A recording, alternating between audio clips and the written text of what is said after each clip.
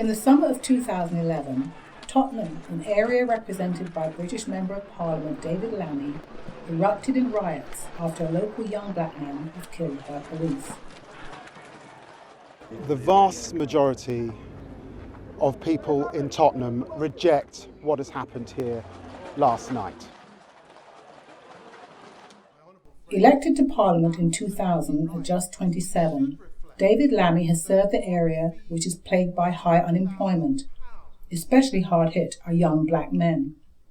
I would say that the issues facing the black community separate into 5 areas: education, employment, aspiration, community, and parenting.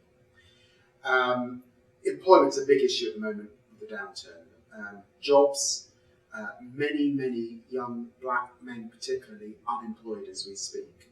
And there are big questions as we head to a recovery and a better economy, as we surely will we see another generation of black young men left behind, damaged because of unemployment and not able to get back on the employment tree. But Lammy says he understands the importance of blacks being part of the mainstream, especially in the political process. In 2010, he nominated fellow black Member of Parliament Diane Abbott as leader of the Labour Party. It's my view that what Diane did was historic. She opened the door in the same way that Jesse Jackson and others opened the door once upon a time, so that one day someone could walk through that door successfully. And it's my hope that in Britain, at some point in our future, someone can walk through that door, male or female, of a black or ethnic minority background. That's the decision that I had to take. So could that mean a black Prime Minister in Britain in Lammy's lifetime? I don't know the answer to that, but I do think that it's possible that in my lifetime that could emerge. I think the seeds are there now in British society.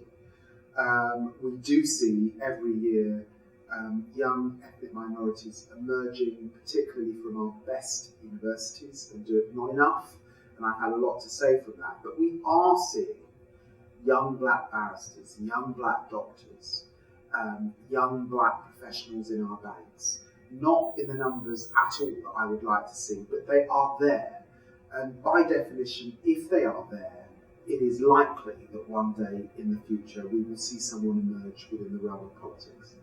Change could come in part through dialogue with other Afro-European politicians. People like Jean-Leonardi Touadi, Italian Member of Parliament, and Alain Dollion, candidate for the French Democratic Movement Party in the Paris region. There are now forums for black and ethnic minority European leaders to meet and talk. I was in Brussels just a few months ago doing just that. This is a beginning though. It needs to deepen and widen, and indeed partly because the Labour Party had been in office, and certainly I was caught up as a minister, it was actually quite hard sometimes to find the space and time to do that. But you know, it's interesting.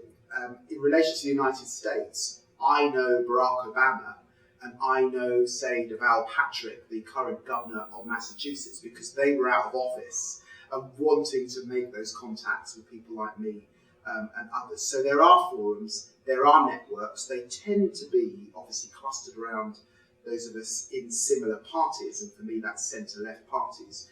But of course, as we look across Europe, the vigilance we need to have and the position of black and ethnic minorities across Europe is very similar and very challenging in some countries. So we need that dialogue and that discussion. We need to learn from each other, and sometimes we need to campaign together.